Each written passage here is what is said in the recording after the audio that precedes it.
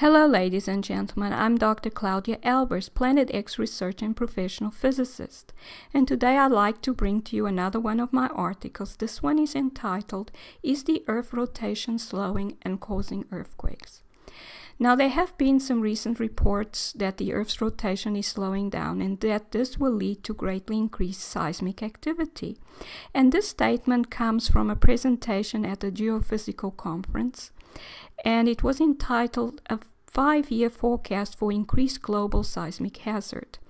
And the researchers found that the Earth's rotation had slowed on 5 occasions during the last 100 years, when the number of magnitude 7 or above earthquakes had increased, and that this had, of course, coincided with the Earth's rotational speed decreasing, and that at the same time, during those 100 years where there had been a decrease in magnitude 7 or above earthquakes, the Earth's rotational speed had increased. And thus the researchers concluded, due to the fact that their measurements showed that the Earth had been slowing since 2011.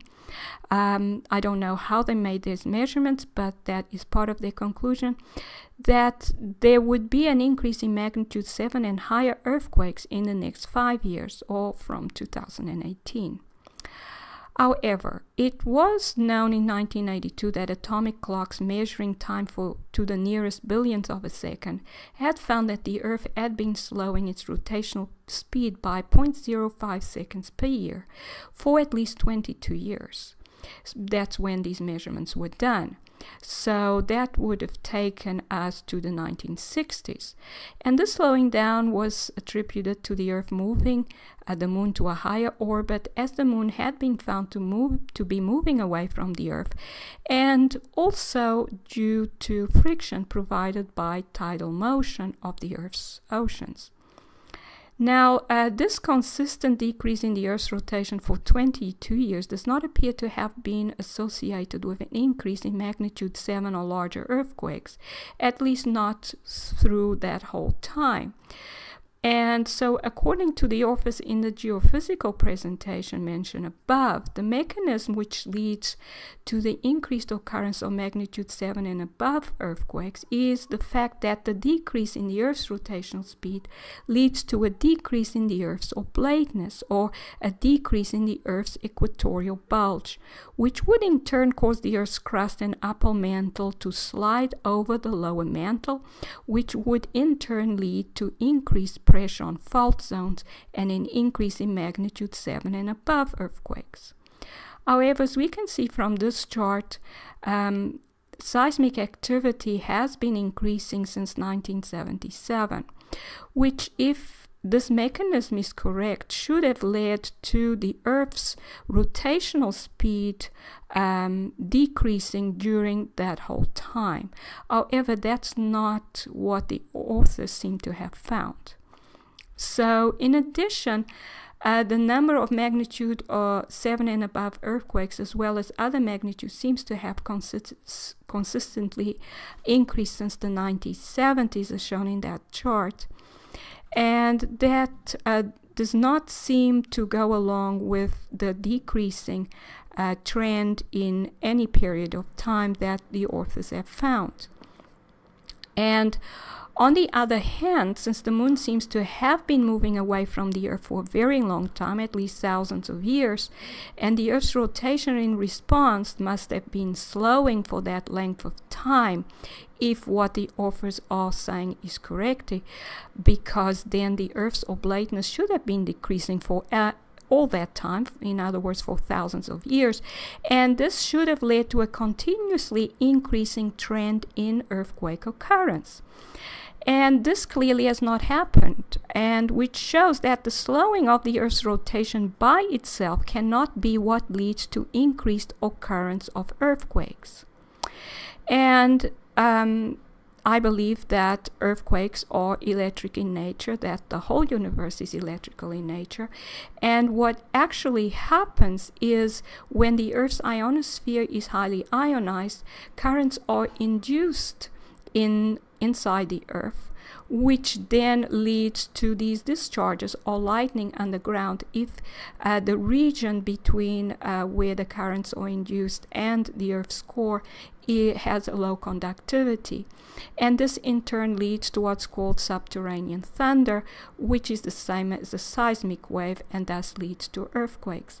And this is likely to happen in areas where there is rock of low conductivity, where this has happened before, and therefore where the earth has fractured before, and therefore in fault zones.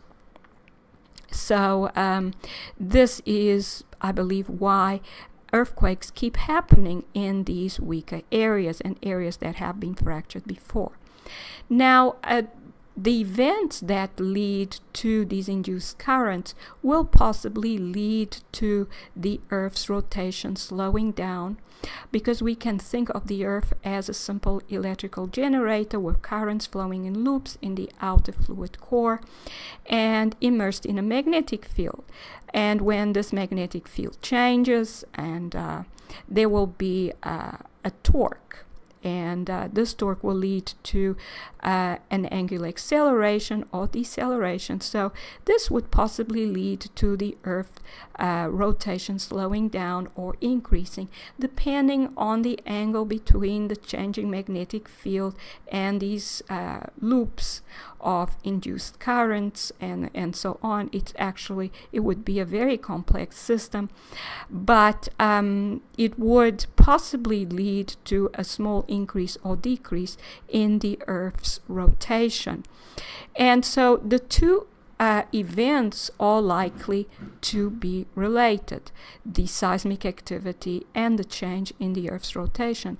But it's not possible that one would lead to the other, it seems.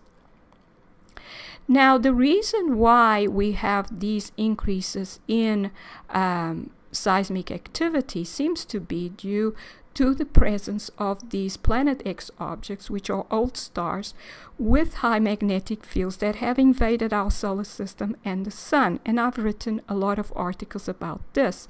The presence of these objects, because they have such high magnetic fields, leads to these induced currents in the Earth's core and mantle, which would result in this torque and possibly in the Earth's rotational speed changing.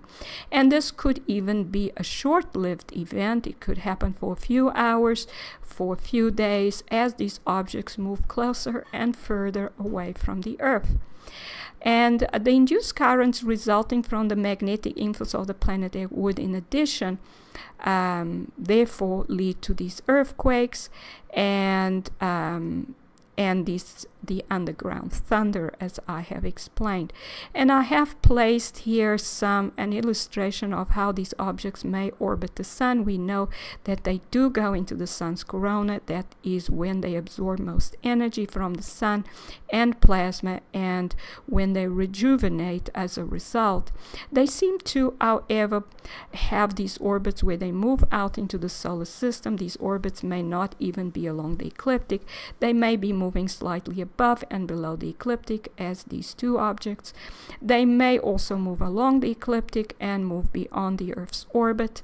But the distances are usually still large compared to how we measure distances, and also because these objects interact electrically with the sun and the Earth, they are likely to repel each other if they come too close, and this is due to the polarization of material that these objects are made of, as they affect each other.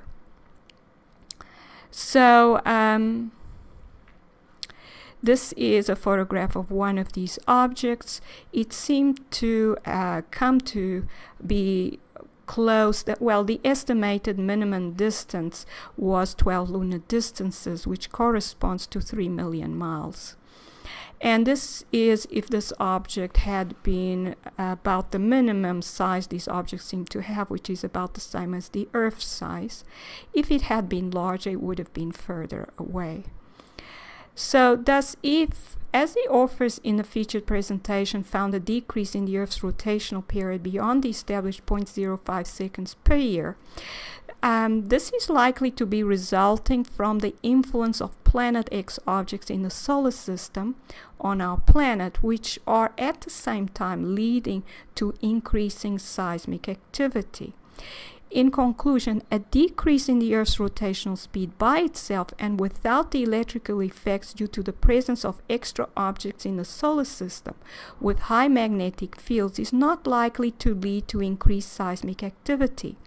But the invasion of our solar system by Planet X objects, which are old stars that have come to the Sun's corona to rejuvenate, is affecting the Sun in many ways, which is in turn affecting the Earth. The objects are also moving through the solar system and at times may come closer to Earth and thus once again affect the Earth.